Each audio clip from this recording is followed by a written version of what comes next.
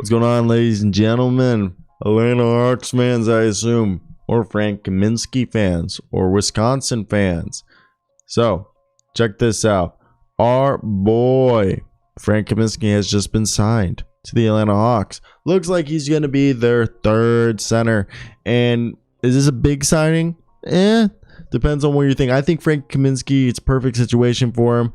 He's a guy that I think he'll thrive in Nate McMillan's system due to the fact that I think he can be utilized correctly. And people don't remember Frank Kaminsky, 9th overall pick back in 2015, but also he was the guy who literally during Wisconsin's run in the NCAA tournament was arguably the best player in college basketball. And last year he only appeared in 9 games, but he did shoot 55% from the field, 33% from 3, dished out 1.5. And he's a guy who's good to give you 2 assists, 5 rebounds, shoot like 35% from 3, give you about a block, and a steal every other game. He's not really a defensive guy. He's more about stretching the floor, grabbing some rebounds, give you, 15, 20 minutes a night, at most. And he's played for the Suns, the Hornets, and he was on the Kings for a second because he was traded to the Kings and then he was then waived. So it was actually kind of funny after appearing in only 4 preseason games, and then he was brought back to the Suns on a more team-friendly deal. So he's a guy who's been in the NBA for a minute. Now, what is it? 7 years, 8 years. And when you look at the Hawks roster, how does he fit? He's obviously behind Onyeka Okongwu and our boy Clint Capella and John Collins. So those 3 guys are ahead of him in the front court.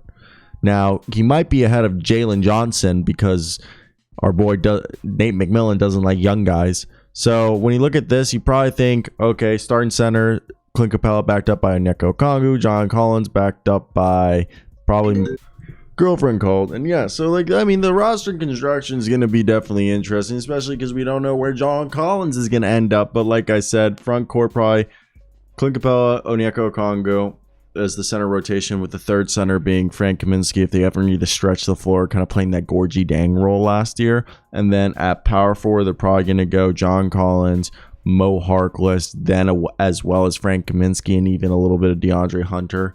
And at small forward, we expect DeAndre Hunter, Justin Holiday, and I expect Jalen Johnson to get reps both in small forward and power forward, and AJ Griffin to get reps in shooting guard and small forward.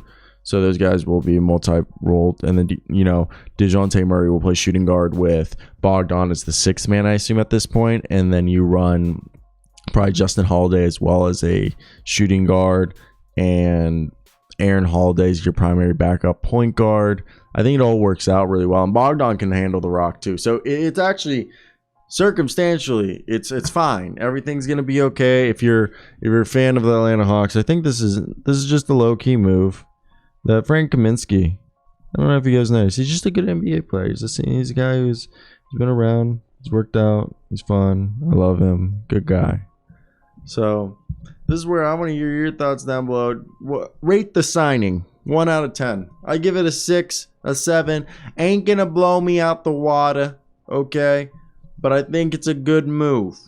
Ain't anything special, but it's a move that they needed to do. So let me hear your thoughts down below. Like and subscribe, do all that good stuff. Short video, because what the fuck else are we gonna talk about? Seriously, what else could we talk about right here? So I'm gonna leave y'all.